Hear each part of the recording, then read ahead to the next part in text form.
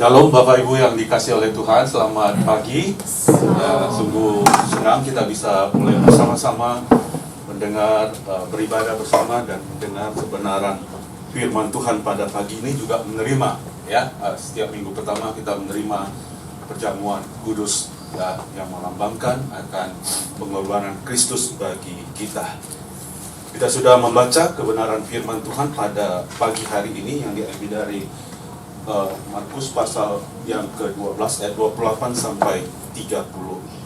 Mari sebelum kita membicarakan firman Tuhan, kita berdoa. Bapa, terima kasih untuk pagi ini. Terima kasih untuk satu hidup yang baru. Pagi yang baru Tuhan berikan pada kami untuk boleh menjalani kehidupan kami di dalam Tuhan. Terima kasih karena kami boleh dikumpulkan bersama-sama di dalam persekutuan, walaupun yang kecil ini, tetapi Tuhan, kami percaya Engkau ada dan Engkau akan memberkati kami semuanya. Biarlah Tuhan, Engkau yang sudah menyatakan firman melalui kitab suci, Engkau juga yang memberikan pencerahan kepada kami melalui Roh Kudus Tuhan, sehingga kami semua, baik yang menyampaikan maupun yang mendengarkan, kami semua dipenuhi dengan sukacita untuk menerima firman-Mu. Bukannya sekedar menerima, tetapi biarlah kami melakukannya di dalam kehidupan kami masing-masing. Dan mohon pengampunan daripada Tuhan, kami dilayakkan untuk boleh merenungkan firman-Mu dan boleh memanggil Engkau Bapa kami. Tuhan, terima kasih. Tuhan, berfirmanlah kepada kami pada pagi ini. Kami semua anak-anak-Mu siap untuk mendengarkan-Mu. Oleh Yesus Kristus, Tuhan Juru Selamat kami, sudah berdoa dan bermohon. Amin.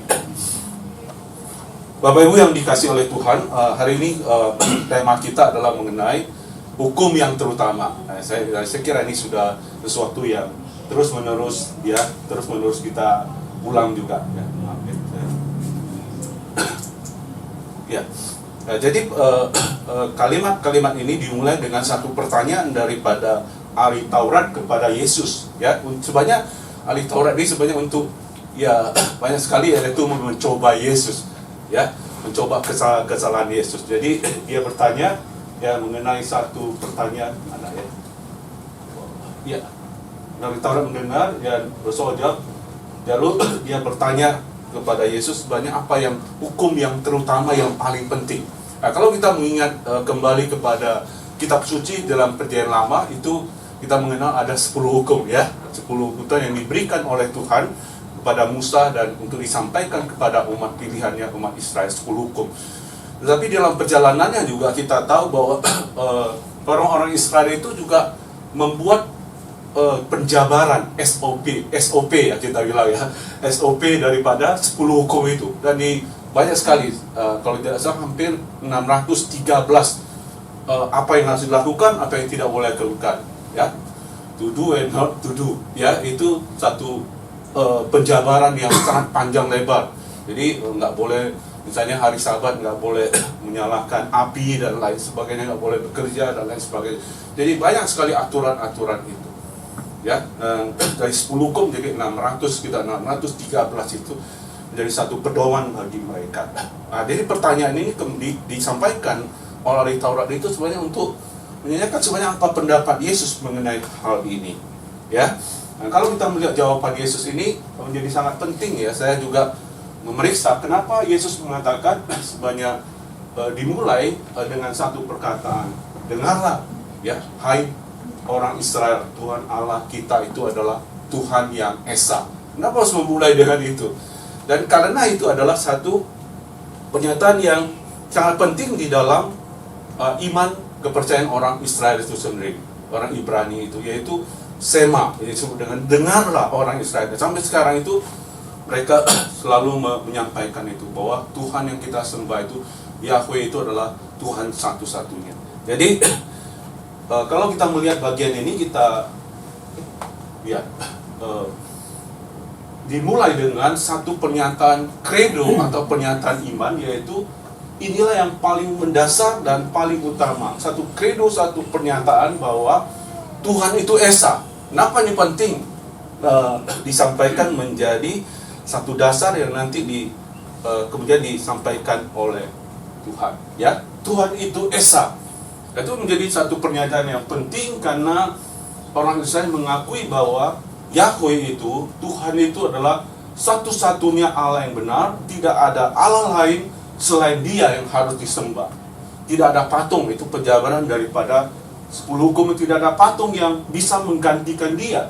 Nah, kalau kita Kristen, kita mengatakan tidak ada keselamatan lain di luar daripada Kristus Tuhan kita. Jadi ini pernyataan iman yang menyatakan kepada kita bahwa apa yang kita lakukan sebenarnya sangat dipengaruhi apa yang kita percaya siapa Tuhan itu.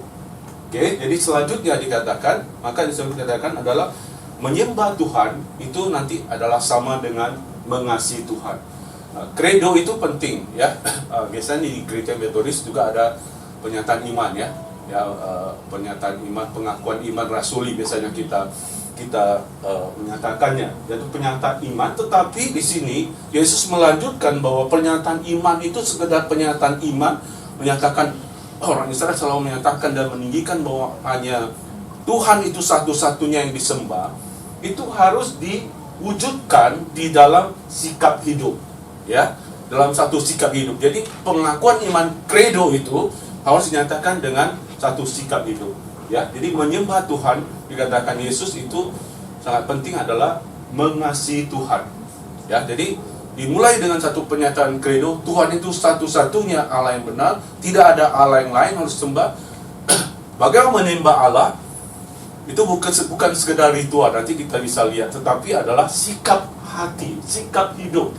Nah, di sini dikatakan adalah kasihlah Tuhan Allahmu dengan segenap, ada kata segenap ini, ya.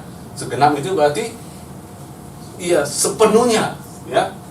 Bukan hanya ada dalam pikiran kita, tetapi dikatakan mencakup segala dimensi daripada hidup manusia, yaitu hati, batin, pusat keinginan kita, yaitu disebut dengan hati, ya. Di dalam kitab suci itu, hati itu adalah pusat daripada hidup manusia. Hati kita di mana? Oke, dalam segenap hati, segenap jiwa, segenap napas kehidupan. Juga bukan hanya itu ya, di dalam segenap akal budi pengertian. Jadi orang Kristen, orang percaya itu bukannya sekedar percaya, tetapi juga harus bertumbuh di dalam pengertian-pengertian firman Tuhan, yaitu disebut dengan akal budi. Oke. Jadi kalau kita menjadi orang Kristen, jadi anggota gereja, dari hari ke hari kita harus betul, oh siapa Tuhan itu, apa yang Dia inginkan, ya, apa yang Dia inginkan dalam hidup saya. Itu pengertian itu harus makin lama makin bertumbuh, dan dengan segenap kekuatan atau dengan segenap tenaga. Jadi ini yang dirangkum oleh Yesus, bahwa semua hukum-hukum itu 10 hukum, kemudian 16-13 hukum yang dijabarkan oleh ahli Taurat itu boleh disimpulkan. Nah, ini penting sekali. Kalau ahli itu ya, kalau ahli atau profesor itu, dia selalu menyatakan inti-inti daripada sesuatu prinsip itu, ya. Dia nggak banyak ngomong-ngomong. Ini intinya, ya, ini yang penting. Nah, jadi Yesus juga mengatakan hukum yang utama, yang pertama itu dari seluruh hukum itu boleh disimpulkan sebenarnya adalah mengasihi Tuhan dengan segenap hati, segenap jiwa, segenap akal budi, segenap kekuatan. Nah, saya ingin membagikan sedikit tulisan daripada John Wesley, pendiri gereja Metodis, ya. Dia menulis satu artikel yang mengatakan The Character of Methodist, ya.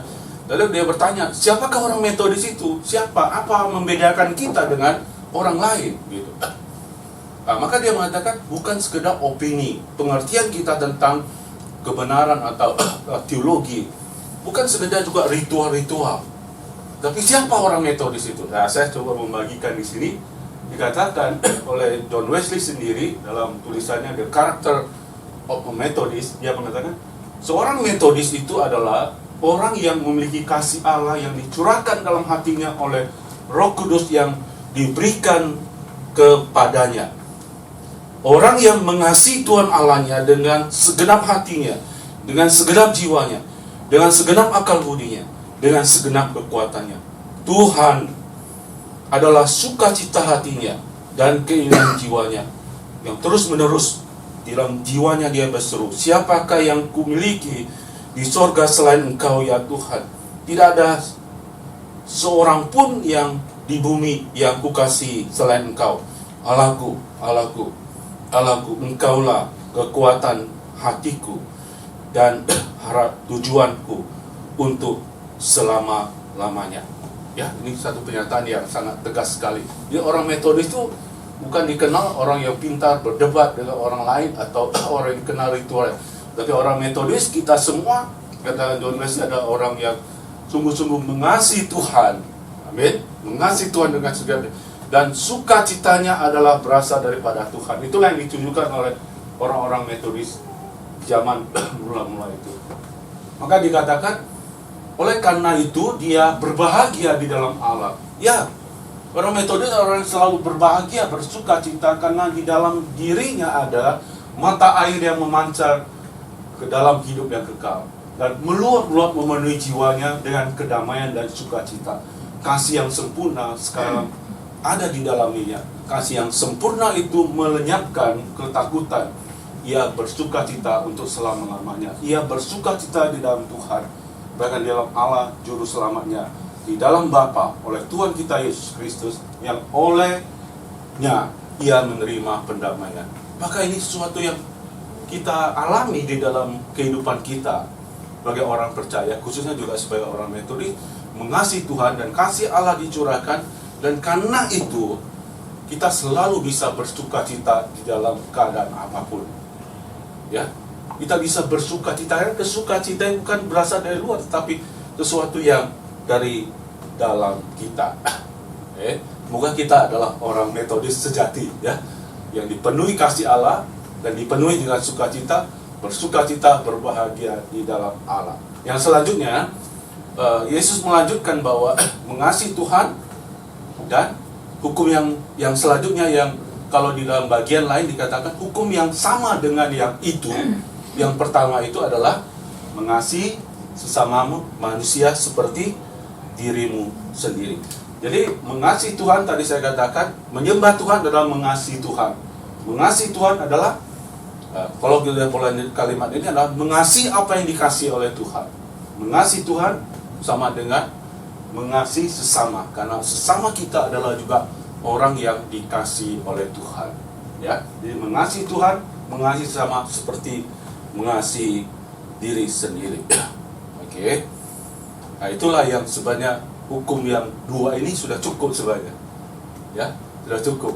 Ya, dua. Jadi semua hukum itu dia kasih Tuhan dengan segenap jiwa dan bersukacita di dalam Dia, mengasihi sama manusia seperti engkau mengasihi dirimu. Cukup dua itu ya kita lakukan, sudah cukup sebenarnya. Ya. Oke, saya kembali ke catatan dari John Wesley mengenai hal ini, ya. Di dalam artikel yang sama itu dia mengatakan, dan sementara ia senantiasa menunjukkan kasihnya kepada Allah dengan tidak henti-hentinya, yaitu dengan berdoa, bersukacita dan mengucap syukur dalam segala hal. Di dalam hatinya ada firman ini, barang siapa mengasihi Allah, ia juga harus mengasihi saudaranya. Oleh karena itu ia mengasihi samanya seperti dirinya sendiri. Orang Metodis adalah orang yang mengasihi setiap orang seperti jiwa sendiri. Hatinya penuh dengan kasih kepada semua manusia, pada semua anak dari Bapa segala roh. Bahwa seseorang tidak dikenal secara pribadi olehnya bukanlah penghalang bagi kasihnya. Tidak. Nah, bahwa ia dikenal sebagai orang yang tidak disukainya tidak berarti dia harus membalas kebencian dengan kebaikan.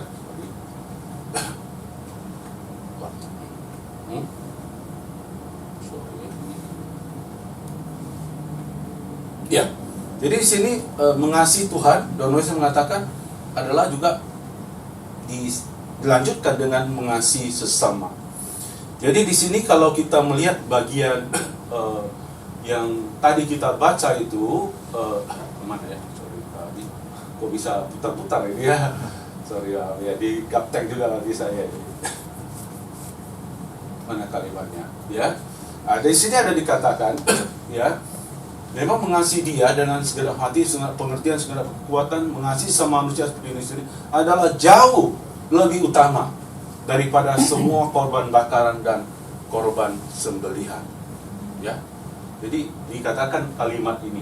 Lalu Yesus mengatakan, benar sekali jawabanmu, bijaksana sekali engkau. Nah, di sini kita berbicara, Bapak Ibu, mengenai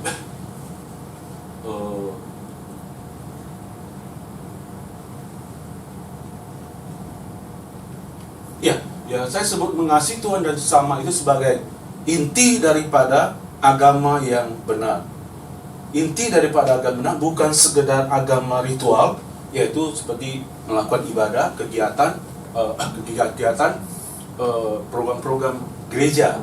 Itu baik, kita semua harus beribadah, ya. Tetapi agama yang benar bukan hanya sekedar ritual, datang melakukan ibadah-ibadah. Nah, itu perlu, tetapi bukan itu intinya. Bukan juga disebut mempersembahkan korban. Orang Israel selalu mempersembahkan korban. Setiap tahun mereka harus mempersembahkan korban. Mereka harus mempersembahkan untuk penyucian dosa mereka.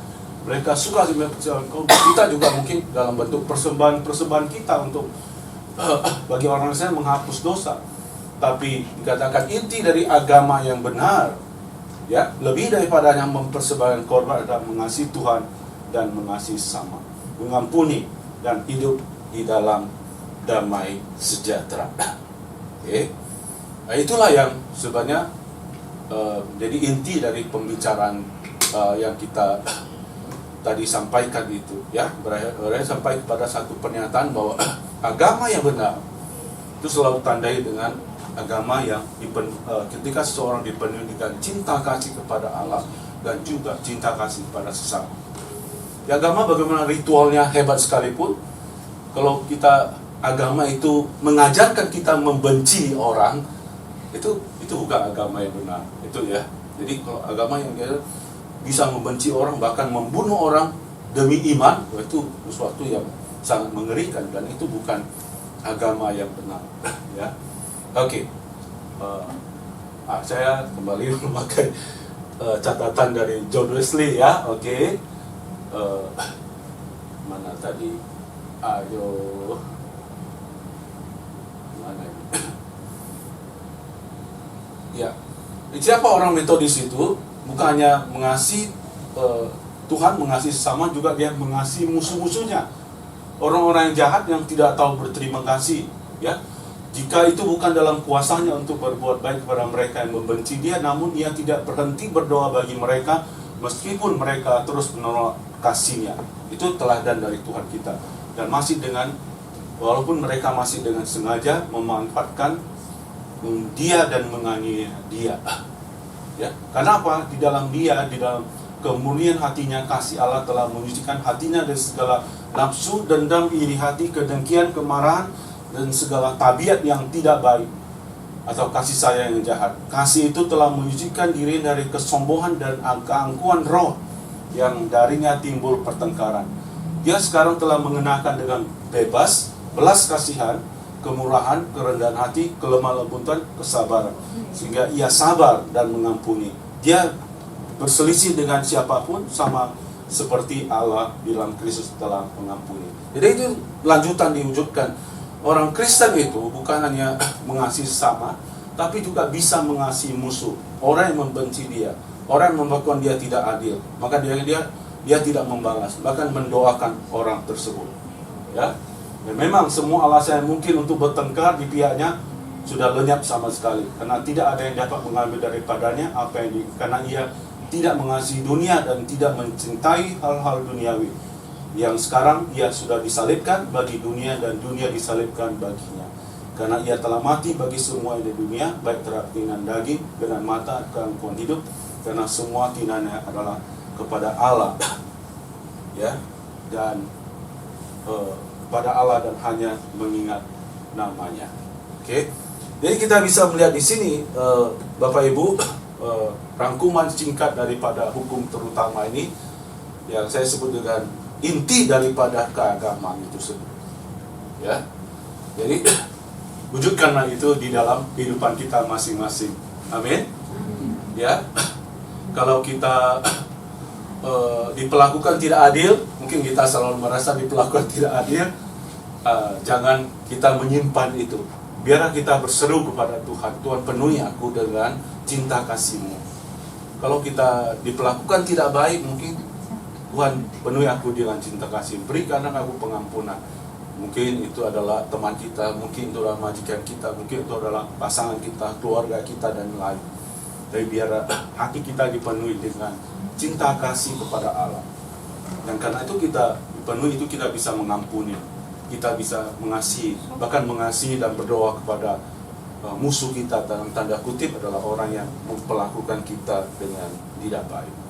Kiranya firman Tuhan ini sekali lagi mendorong kita, mengingatkan kepada kita, menguatkan kita untuk menjalani kehidupan kita sebagai orang Kristen, ya, orang yang beriman pada Kristus. Kita wujudkan bukan hanya dalam pengakuan iman dalam ritual, tetapi di dalam sikap hati kita dalam melakukan hukum yang terutama ini. Dan karena itu Tuhan akan memberkati kita, memakai kita, ya, untuk menyatakan kuasa dan perluasan kerajaan Allah. Mari kita berdoa. Bapa, terima kasih untuk firman Tuhan yang sudah kami renungkan bersama-sama. Kiranya Engkau mengingatkan kami, mendorong kami melalui Roh Kudus, Tuhan, agar kami boleh menghidupinya. Engkau mengajar kami, Tuhan, bagaimana kami sebagai orang percaya bersungguh-sungguh mengasihi Tuhan dengan segenap hati, segenap jiwa, segenap kekuatan, segenap akal budi kami, Tuhan. Tolong kami, Tuhan, juga mengasihi sesama kami, seperti kami bisa mengasihi diri kami sendiri. Tuhan, kami tahu itu tidak mudah di dalam kehidupan kami, karena kami masih di dalam sifat kedagingan kami. Tapi tolong kami, Tuhan, untuk melakukan kebenaran firman-Mu ini. Biar hati kami penuh dengan pengampunan kepada setiap orang yang menyakiti kami, mungkin memperlakukan kami dengan tidak adil. Tuhan, tolong kami dan penuhi kami dengan cinta kasih. Terpuji Engkau, Tuhan. Kami serahkan hidup kami ke dalam tangan pengasihan-Mu, diserahkan untuk perjamuan kudus dan ibadah kami selanjutnya. Melalui Yesus Kristus, Tuhan Juru Selamat kami yang sudah mengasihi kami dan mati bagi kami. Kami sudah berdoa dan bersyukur kepada-Mu. Amin.